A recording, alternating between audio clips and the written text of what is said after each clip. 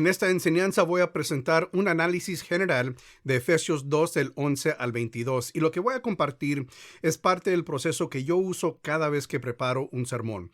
Hola, ¿qué tal? Yo soy el Dr. Mario Escobedo. Bienvenidos a mi canal. Este canal es para líderes que desean crecimiento y mi propósito es capacitar a ustedes los que capacitan. Aquí yo enseño sobre cómo estudiar la Biblia de manera correcta, cómo compartir la Biblia de manera efectiva y cómo liderar de manera bíblica. Si eso te interesa, entonces considera suscribirte y activa la campana de notificaciones para siempre estar al tanto de nuevas enseñanzas. De mi punto de vista, cada sermón que predicas debe estar arraigado firmemente en el texto bíblico. Y la única manera que vas a tener un sermón arraigado en el texto bíblico es si primeramente tienes una comprensión buena del texto sobre el cual estás predicando. Y por lo tanto, en este canal y en el curso que yo enseño, yo enfatizo mucho el aspecto de estudiar el texto bíblico sobre el cual vas a predicar. Y aquí lo que te voy a presentar es parte de ese proceso de estudiar el texto bíblico y vamos a usar Efesios 2 del 11 al 22 como un ejemplo. Ahora, lo que ves aquí en la pantalla es el pasaje Efesios 2 del 11 al 22. Y lo que yo siempre recomiendo y lo que yo hago en mi tiempo de preparación de cualquier sermón, es lo primerito que yo hago es que yo divido el pasaje en unidades de pensamiento. Estudiar el pasaje así como lo ves, así como un bloque grande de texto pues es un poco difícil. Pero cuando lo divides en unidades de pensamiento, lo hace más fácil y más eficiente, más efectivo para estudiar cualquier pasaje realmente. Entonces lo que yo comienzo a hacer es que comienzo a leer y como digo, esto se toma tiempo. Aquí vas a ver el resultado, pero el resultado que vas a ver aquí se toma tiempo. Tuve que invertir tiempo para leer el pasaje varias veces para yo identificar las diferentes unidades de pensamiento. Lo que yo hago entonces es que yo comienzo a leer y estoy buscando ¿dónde es dentro del pasaje que el autor bíblico, en este caso Pablo, cambia de idea? Ahora, toma en cuenta que este pasaje comunica una verdad principal, una idea principal. Sin embargo, lo hace a través de diferentes, ¿qué decimos? Subideas. Entonces, donde yo noto que Pablo como que cambia de idea dentro del pasaje, yo identifico una unidad de pensamiento nueva. Por ejemplo, vamos a ver cómo yo he dividido este pasaje en unidades de pensamiento. Primero, la primera unidad de pensamiento es los versículos 11, 12 y 13. Y cuando yo leo esto de aquí, y comienzo después a leer el versículo 14, yo noto que hay una diferencia de idea de esta porción a esta porción. Leamos. Por lo tanto, recuerden ustedes los gentiles de nacimiento, los que son llamados incircuncisos por aquellos que se llaman de la circuncisión, la cual se hace en el cuerpo por mano humana.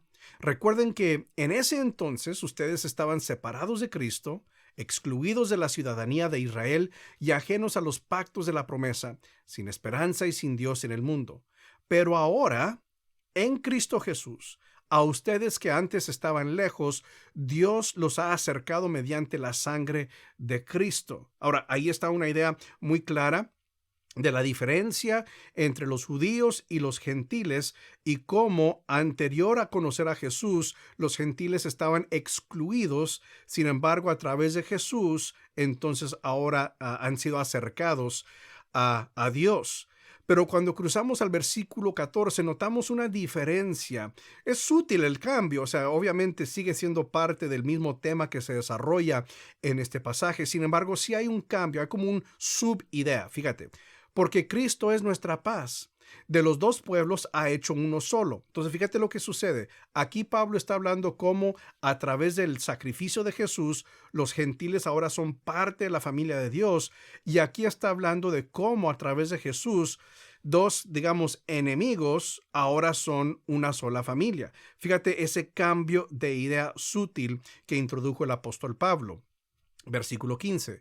Pues anuló la ley con sus mandamientos y requisitos. Esto lo hizo para crear en sí mismo de dos pueblos una nueva humanidad al hacer la paz, para reconciliar con Dios a ambos en un solo cuerpo mediante la cruz, por la que dio muerte a la enemistad. Él vino y proclamó paz a ustedes que estaban lejos y paz a los que estaban cerca. Pues por medio de él tenemos acceso al Padre por un mismo espíritu. Entonces, la idea aquí que Pablo está comunicando es la unión de dos, digamos, pueblos, ¿sí? En un solo cuerpo. Entonces, sí es un cambio sutil, pero sí es un cambio de idea de esta porción, esta unidad de pensamiento, a esta de aquí. En el versículo 19 hay otro cambio. De nuevo, todo esto es un solo pasaje. Hay un hilo que atraviesa todo este pasaje. Sin embargo, sí hay cambios dentro de ese pasaje. En el versículo 19, fíjate, por lo tanto, ustedes ya no son extraños ni extranjeros. Casi regresa a la misma idea que introdujo en la primera unidad de pensamiento, sino conciudadanos de los santos y miembros de la familia de Dios, edificados sobre el fundamento de los apóstoles y los profetas, siendo Cristo Jesús mismo la piedra angular. En él todo el edificio bien armado se va levantando para llegar a ser un templo santo en el Señor. En él también ustedes son edificados juntamente para ser morada de Dios por su Espíritu. Entonces, aunque en este pasaje en particular los cambios de idea sí son sutiles, aún así hay cambio de idea dentro de este pasaje. Y ahora que hemos dividido el pasaje en unidades de pensamiento, lo que va a suceder es que vamos a poder analizar este pasaje de manera más efectiva para poder descubrir qué es lo que el apóstol Pablo nos quiere comunicar a través de este pasaje. Y lo que vamos a hacer enseguida es que vamos a identificar la idea principal de cada unidad de pensamiento que hemos identificado. Entonces, en la primera unidad de pensamiento, lo que yo identifiqué como su idea principal es lo siguiente, lo que está resaltado en azul. Pero ahora, en Cristo Jesús, a ustedes que antes estaban lejos, Dios los ha acercado mediante la sangre de Cristo. De mi punto de vista, esa porción, ese versículo encapsula bien lo que esa unidad de pensamiento está comunicando. Cómo es que ahora a través de Jesús los gentiles se han sido acercados a Dios. Por eso yo identifiqué ese versículo como la unidad de pensamiento, o sea, la idea principal, perdón, de esta unidad de pensamiento. Enseguida, la segunda unidad de pensamiento, lo que yo identifiqué como su idea principal es: esto lo hizo para crear en sí mismo de los dos pueblos una nueva humanidad al hacer la paz. Eso para mí encapsula bien la idea de esa segunda unidad de pensamiento. Ahora, date cuenta lo que estamos haciendo hasta ahorita. Estamos identificando ideas principales de cada unidad de pensamiento, pero usando únicamente las palabras del texto bíblico. No hay ningún resumen ni paráfrasis mía. Es identificando únicamente las palabras del texto bíblico, o mejor dicho, la idea principal, usando únicamente las palabras del texto bíblico. Para la tercera unidad de pensamiento escogí lo siguiente: en él también ustedes son edificados juntamente para ser morada de Dios por su Espíritu. De nuevo, para mí eso encapsula bien la idea principal de esa unidad de pensamiento. Y lo que estamos haciendo es que estamos identificando cada idea principal de cada unidad de pensamiento, pero de nuevo enfatizo eso, usando únicamente las palabras del texto bíblico. Ya que hemos hecho eso, lo que hacemos enseguida es que identificamos la idea principal del pasaje entero, es decir, cuál es la verdad central o la idea principal que el apóstol Pablo quiso comunicar en este pasaje. Y de nuevo, recalcando este punto, usando únicamente las palabras del texto bíblico. Yo escogí lo siguiente como la idea principal del pasaje entero. Por lo tanto, ustedes ya no son extraños ni extranjeros, sino conciudadanos de los santos y miembros de la familia de Dios. Para mí, ese versículo, el 19, como que amarra todo, ¿sí? Es el vínculo que amarra todas estas unidades de pensamiento. Si alguien me llegara a preguntar a mí de qué se trata este pasaje, yo citaría primeramente el versículo 19 como lo que encapsula este pasaje. Lo que hacemos enseguida es que formulamos la idea exegética para este pasaje. Y es ahora sí que podemos hacer nuestro propio resumen o paráfrasis de la idea principal, porque la idea exegética es una reformulación de la idea principal del pasaje que acabas de identificar. Entonces, acabamos de identificar esta porción de aquí. Lo que ahora vamos a hacer es que vamos a dar una reformulación de este versículo en nuestras propias palabras para llegar a la idea exegética, ¿sí? Y de nuevo es una reformulación de la idea principal del pasaje que acabas de identificar. Y entonces, en este caso, el versículo 19, por lo tanto, ustedes ya no son extraños ni extranjeros, sino conciudadanos de los santos y miembros de la familia de Dios. Esa es la idea principal del pasaje. Y entonces yo voy a reformular ese versículo para darle como un resumen, una paráfrasis en mis propias palabras de este pasaje. Fíjate bien lo que yo escribí. Pablo explicó a los efesios que el sacrificio de Jesús los hizo miembros plenos de la familia de Dios, sin ellos tener que cumplir ninguna ley religiosa de los judíos. Ahora, quiero que te des cuenta de algo, que la idea exegética toma en cuenta el pasaje entero, pero realmente se está enfocando en la idea principal del pasaje. Y quiero que también te des cuenta de lo siguiente, que la idea exegética se expresa en tiempo pasado. Pablo explicó a los efesios, los hizo miembros plenos.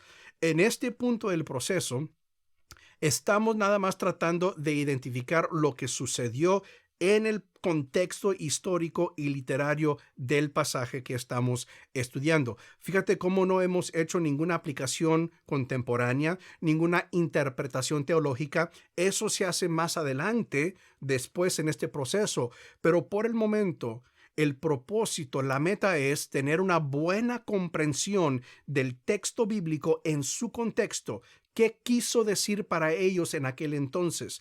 Y esa es una pauta muy importante con respecto al estudio de cualquier pasaje de la Biblia.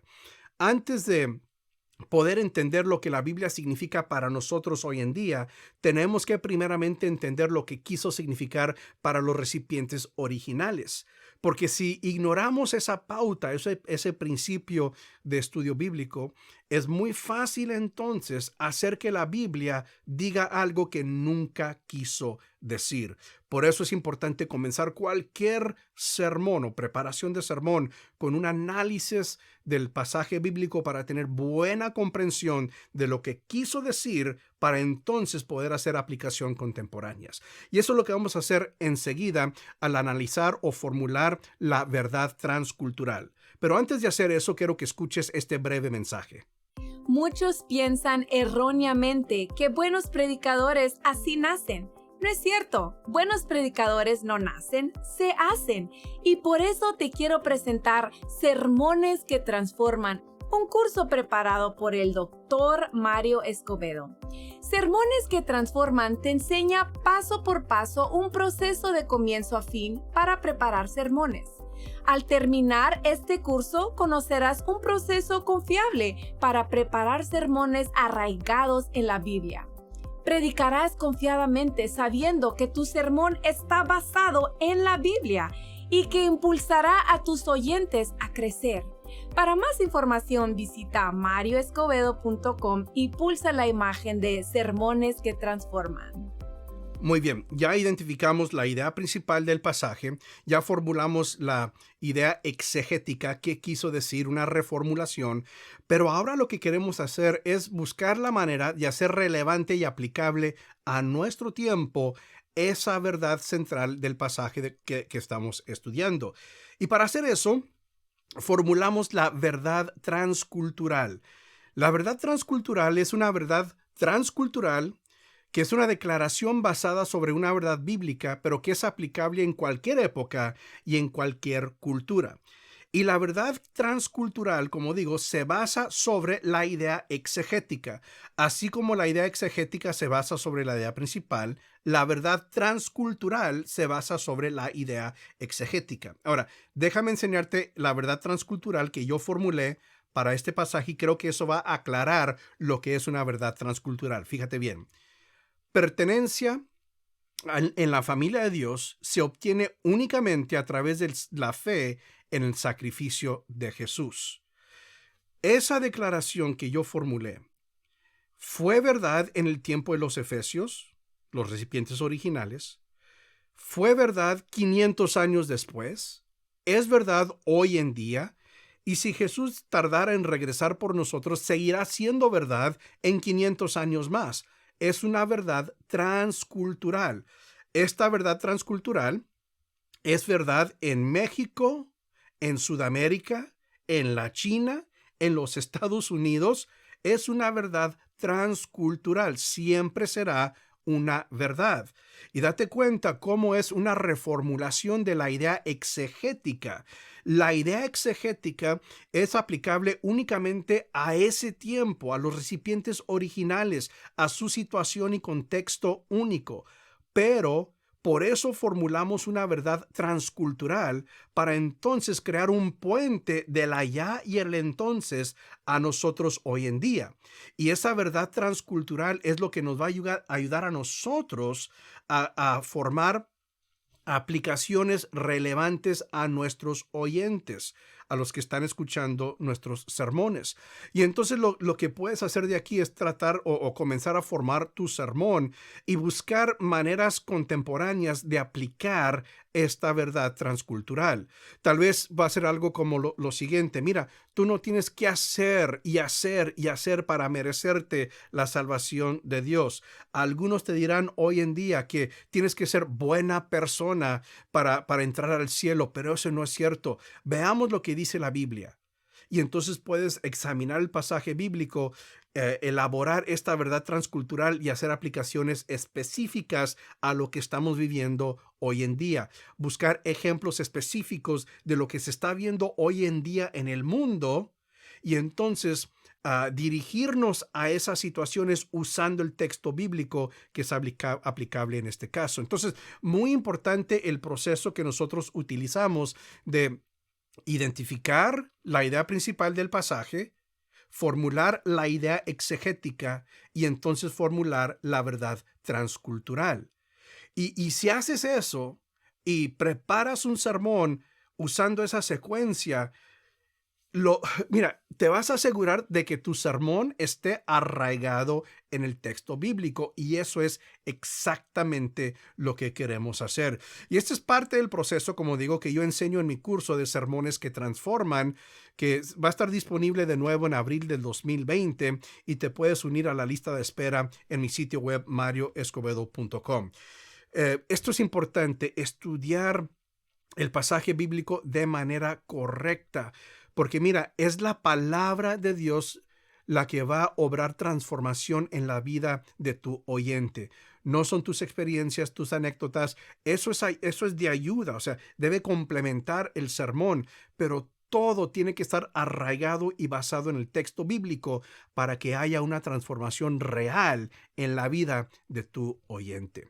Espero que esto te haya ayudado. Gracias por acompañarme. Nos vemos a la próxima. Dios te bendiga.